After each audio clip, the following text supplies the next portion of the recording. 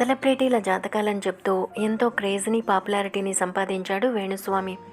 సెలబ్రిటీల విషయంలో వేణుస్వామి చెప్పిన చాలా విషయాలు నిజం కావడంతో వేణుస్వామిని దాదాపు అందరూ నమ్ముతారనే చెప్పాలి.